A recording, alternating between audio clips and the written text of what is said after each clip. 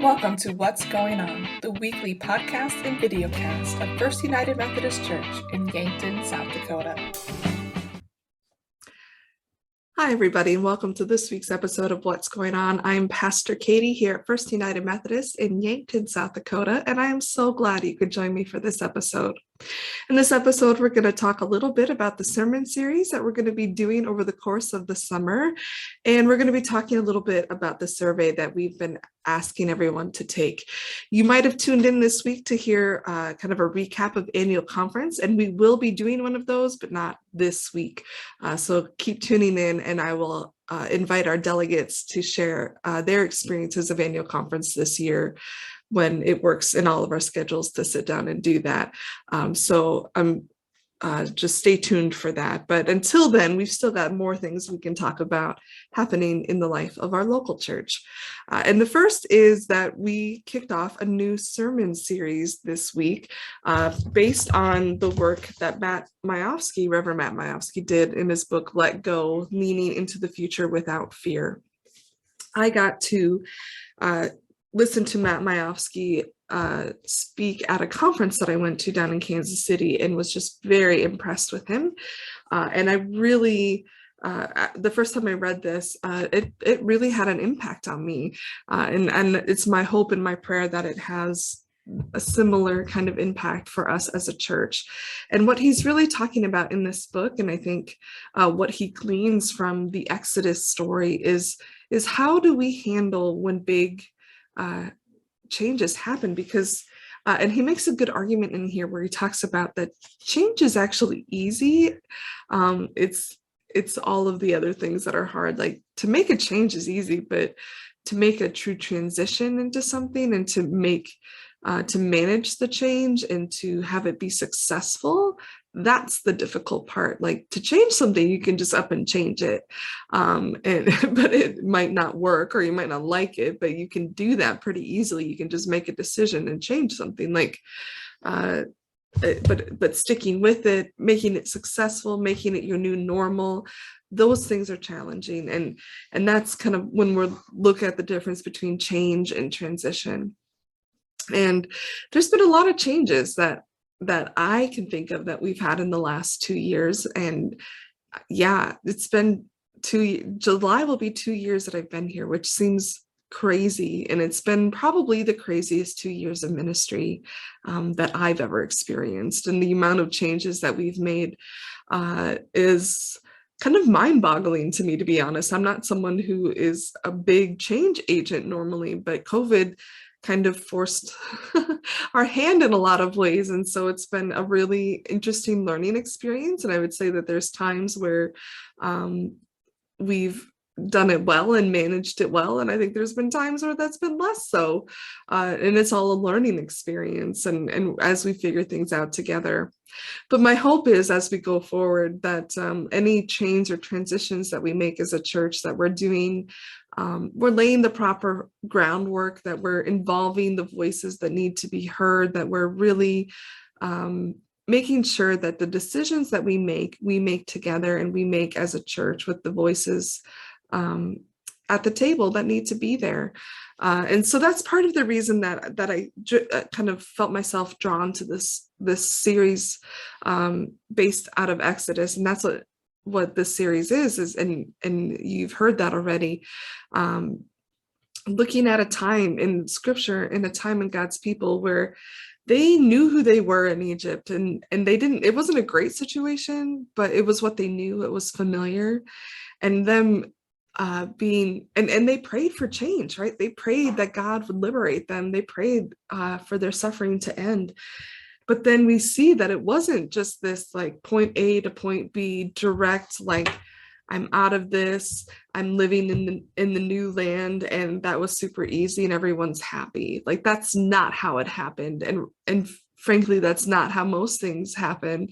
I think in the community of the church, in any sort of group setting, but even in our own lives, change and transition isn't really a linear experience. There's ups and downs, there's starts and stops. There's times where we are questioning ourselves and whether or not we should have made the choice that we made. I mean, all of that we see in this Exodus story, and all of it can kind of help us process and help us as we look to the future of our church and what we're doing and what God is calling us to do, and not to get discouraged in the process. We as a people don't like to live in tension. We don't like to live in a liminal space between what we know and what we hope to be. That's a really tough space to be. And honestly, we've been there for quite a while as a church.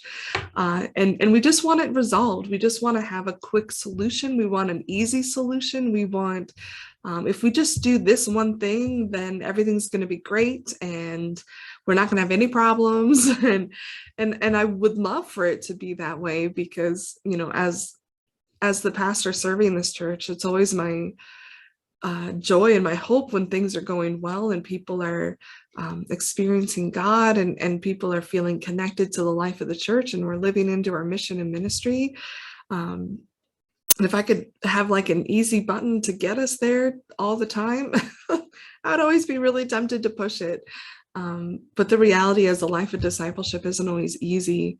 And we see that also in the Exodus story. Like, a life of faith requires some hardship at times, because it is in those moments that the rubber hits the road, as you would say. Like, that's when your faith is tested. That's when you know what you have.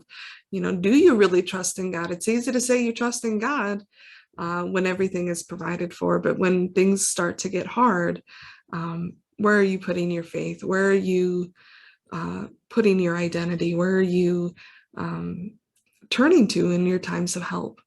And so the Exodus story, I mean, it's the central story of the Old Testament, and for good reason. It informs us as well. It informs Jesus' ministry. It informs who we are as well, because we would not be who we are as Christians without this story.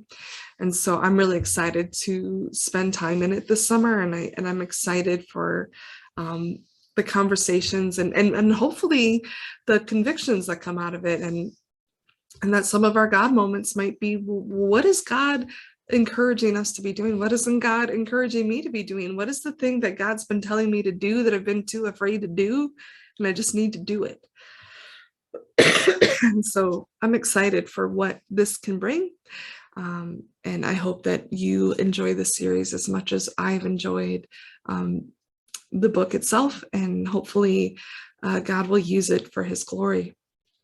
But in that same vein, I want to talk about the worship survey that we've put out, and thank you to so many of you who've already filled that out, turned in either the physical copy you got in the newsletter, turned in a copy that you can pick up at church, or go online and fill it out. And we'll actually include a link for that in the description of this podcast, so that if you haven't done it, but you're listening to the podcast, you can just go ahead and go do that quick. It doesn't take very long. So I want to talk a little bit about what the survey is about, what we're trying to discern, and kind of where this came about.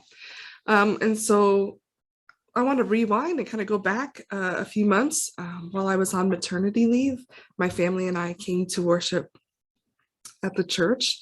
And it was really fun for me to be able to sit in the pews and to experience our worship in that way, and gave me a lot of really great insight. And one of the services that we went to was our Ash Wednesday service. And it was on a Wednesday night, and we had 6 of 5 happening. The youth confirmation wasn't happening that night because they were told to go to this service. And then youth group also was told, you know, this is what we're doing for the night. And normally our midweek services in any church is not typical. It's not typically well attended. Anything that's kind of above and beyond Sunday mornings, regular worship, that just tends to be the case. You know, it's out of the normal rhythm and things like that. So when we went, I wasn't really expecting there to be that many people. I didn't really know. Again, my previous experience with Ash Wednesday, we were coming just out of a lockdown, and so, or not a lockdown, but COVID was still pretty rampant. And so I didn't have a good sense of where this church was. And the sanctuary was pretty full of families and children who were sitting together, and youth showed up to the service, and some people that I hadn't seen in a while. And I was looking around, and the thought occurred to me that they're here because they can make it. We have so many families in particular who, unfortunately, and it's not through anything that is their own fault, but just by virtue of wanting to be involved in the community, wanting to be involved in different activities, that they find themselves being pulled in many directions. What used to be true in our culture about keeping Sunday as a Sabbath day just isn't true anymore. I think long gone are the days of where no businesses are open on Sundays. We don't even have where businesses really close even on holidays anymore. And now the norm is to have many tournaments, different activities, different traveling teams, different things are just scheduled on the weekends. Frankly, things are just scheduled constantly. A family that has multiple children, if they have any interest in any activities, that family is being pulled in a multitude of directions constantly. My kids are young enough that we haven't faced that yet, but we know it's coming. And the church has been struggling for a long time with, what do we do about this? I mean, there's kind of two kind of main ways to kind of go with it, to handle it, and both are valid, and both are have good arguments for it. And one is, Sunday is Sunday, and that's God's day, and we're not going to do anything on God's day, and so you're not going to be involved in anything that would be on that day. And I think there was a time where that could really happen, because there was few things that were on that day, or families would make it a point to try to work around it as best they can. Now there's so many things, and it's just really a challenge for our families, and they feel like they're having to choose between church and their children, and that's a really tough place to be. And it's a place I wish that we weren't at. I wish it was a place where that culture and the world kind of didn't get to this point, but that's where we are. And so for us, we're always asking the question of, how can we meet people where they are? How can we help families to grow in their discipleship and grow in their faith, but also like make this a realistic part of their lives, knowing what they're facing. And this church has had a history of doing that. And that's part of the reason that we have our 605 programming now on Wednesday nights, is because the people in this church said, we are seeing that our children aren't here on Sundays. They're not making it because they have different commitments and different things that are conflicting. And so they said, let's try putting some children's ministry on Wednesday nights. And the numbers went through the roof, because something that's sort of unique about Yankton is that the school system, not everything, but the school system has done a pretty good job of keeping activities off of Wednesday night after 6 p.m. Again, that's not every activity, but overall, I've been pretty impressed that Wednesday nights are kind of carved out for family, for spiritual activities, for things like that. And then that Wednesday night, that Ash Wednesday, and I was looking around and I'm like, yeah, people can be here because they're in town, because the other things that they're normally in their schedule that's conflicting isn't conflicting right now. And then I began to imagine, what would it look like for us to have a service that they could attend? What would it look like for us to meet them where they are, meet them in their need?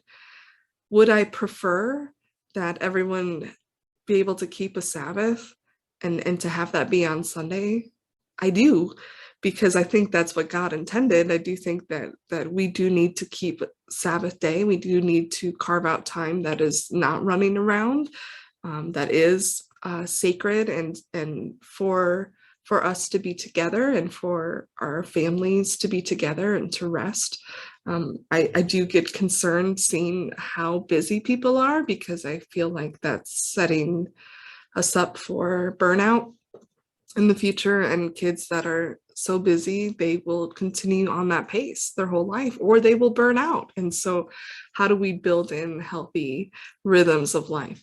So, would my preference be that? Yes. But my real preference is that we as a church are meeting as many people as possible with the message of Jesus Christ, that we as a church, as a community, are meeting people in their need, because that's what I believe that Jesus would have done. When I read scripture, when I read the gospels, I don't see Jesus waiting for people to come to him. People do show up and come to him, but he's going around. He's meeting people where they are. I mean, he teaches in the synagogue on the Sabbath, but he also then goes and eats with sinners. He's teaching at Zacchaeus's house. He's teaching in fields. He's teaching from boats. He's not limiting himself that this only needs to happen at this particular time of the week. And so I feel like we are doing a disservice if we feel like the only time that church can happen is on a Sunday. I think that it's very possible that we can create rhythms for people and meet them where they are, because I think that is much more preferable than to say, if you don't conform to what we have already established, then this isn't for you. And so I mentioned as well in worship a couple weeks ago in passing, I also believe this is what John Wesley would do. John Wesley, part of the way that he reached people was not, again, waiting for them to come into the church. He was a priest in the Church of England, and it was in kind of a downward trend at that time. And so instead of trying to come up with ways for people to come in, he would go out to them. He would go preach in the fields. He would go preach while they're working. And guess what? That wasn't on Sunday mornings. That was at different times. And then he would set up these class meetings for people, again, that would meet during the week. And that would be people's time as a community of faith. That would be their time. He would encourage them to go to worship when they could, because he wanted them to receive Holy Communion. But I don't think that John Wesley, if given the situation that we are in, would say, yeah, if they can't make it when we've scheduled it, then they're just out of luck. I think his heart would be, how do we meet them where they are? Because I care more about their discipleship than I do about our schedule. I was just also thinking about the story where Jesus is traveling with his disciples, and he goes and picks a wheat on the Sabbath to eat. And the Pharisees are there and are like, do you know that it's against our Sabbath laws to do that? And Jesus says, the Sabbath was created for us. It's not meant to be Lord over us. And so it is meant to be in service to us, in service to our lives, and not dictating our lives. And so again, I think that there is flexibility and scriptural precedent for doing and trying something like this. Not only that, but we've seen other churches that have used this as a way to especially serve their families with children who are active in other community endeavors, in other school sports or school activities or community activities, which are great things to be a part of. And they found great success in that those families are then coming to church together as a family. They're dedicating that time together. They're actually spending more time in discipleship and learning in together as a family than they would have been otherwise. And so that's the vision that we have for exploring this. That's the kind of the the reasoning behind it, what that is all going to look like. I don't know yet. And I'm so grateful for the feedback that we're getting, the questions that you're asking. They're really great questions. They're things that we do need to think about and to be exploring together, in particular, the concern. And this is a valid concern and one that we are taking seriously and thinking about and looking at what we can do intentionally, is that to have people worshiping on Sunday and people worshiping on Wednesday. It's like having two ships pass in the night, and they don't know each other or see each other. Feels very much maybe like two separate churches. And so what can we do about that? Because there is some sense that we feel that even with two services on Sunday morning, even with them being so close together.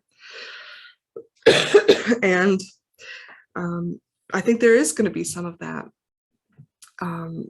Tiffany and I have been talking about ways that we can connect our children with our Sunday worshipers, or our traditional service people that don't tend to have as many children in their service. So we're looking at ways that we can do that. I think our music ministry will still continue to serve both services. And so that is one way that we'll connect between the two. But I'm going to put a thought and a challenge out there. And again, it is, if you want to connect with the children of our church, I'm going to challenge you to be a part of what the children of our church are doing. If you would like to see the kids and you worship on Sundays, maybe come and be a part of helping serve the meal on Wednesday nights. And then you see our families, and then you see the children, and you get to interact with them. If you want to hear an incredible testimony about how great Wednesday nights are, I'd love for you to talk with Carol Becker. Carol Becker is a wonderful saint of the church. And I don't throw that word around lightly. You might think that I do. I do not. You just have a lot of wonderful saints in this church. Carol Becker is in charge of the meals for 605. She has a group of helpers, but she definitely could use more, and maybe even have people that can kind of rotate in and out. But Carol does it because she loves the children, and the kids love her and know her, and they gifted her this year with her own special apron that she can wear on Wednesday nights.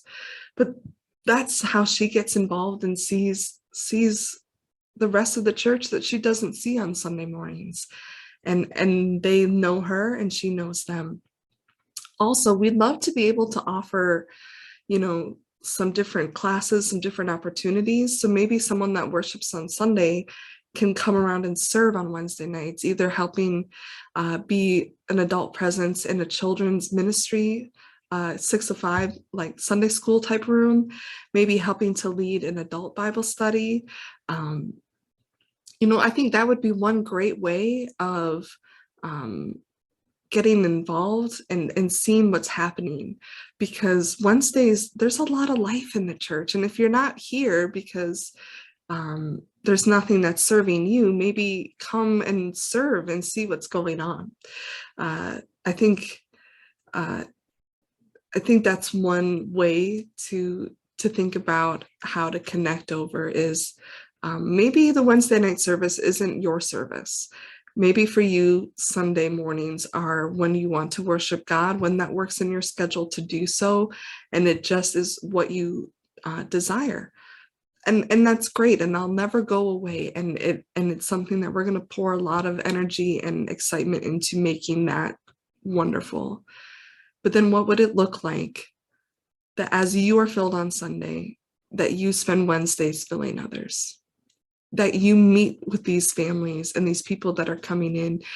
The end of 605 this year, we had a family start coming the last 2 weeks. And those of us who were here were able to engage with them and pour life into them. And it was wonderful and it was amazing. And if we're only here for worship, then we miss out on those things. But the other thing I thought about was, if we had a worship service that night, we could have invited them into the worship life of the church right then and there. And I'd love to be able to do that. And so as you are filling those out, as you are thinking through, some of the things decisions we make are going to be logistical decisions. It might mean that some of the things that are on Wednesday nights might get shifted a little bit or moved around, or even moved off of Wednesday night to make this possible. But again, for me, I would say the highest priority is we are here to grow disciples, and we've got people in our church that are really struggling to make that happen with the schedule that we have here. And they want to be here, and they are here on Wednesdays. And so what would that look like for us to meet them in that and create an opportunity for them to have a full experience of God and worship and in discipleship in one night, and that they can bring their whole family, and there's something for everybody. And so that's kind of our vision. That's kind of where we're going with things. Please keep filling out those surveys. Please keep asking the good questions. And if you have great ideas for how we could maybe do things, or we'd love to know. We're really trying to think outside of the box here. And so I'm excited. But again, it's a change. It's something we need to transition into. And so again, we're going to go right back to this. Part of the reason is, again, looking at who's God calling us to be, and what does that look like, and how do we get from point A to point B? And so that's kind of what I wanted to cover for this week's episode of What's Going On. I hope that you're having an amazing summer. I hope that you're getting outside and enjoying the warm weather and all that Yankton has to offer in the summer. And I hope that I get to see you in worship very soon. God bless. Thank you for joining us on this episode of What's Going On, a video and audio podcast of First United Methodist Church in Yankton, South Dakota. We'd love to have you join us for worship on Sundays, and we have two options available. 9 a.m. is our contemporary service, and 10:30 a.m. is our traditional service. You can find those online as well at our website, www.firstumcyankton.org, or on YouTube.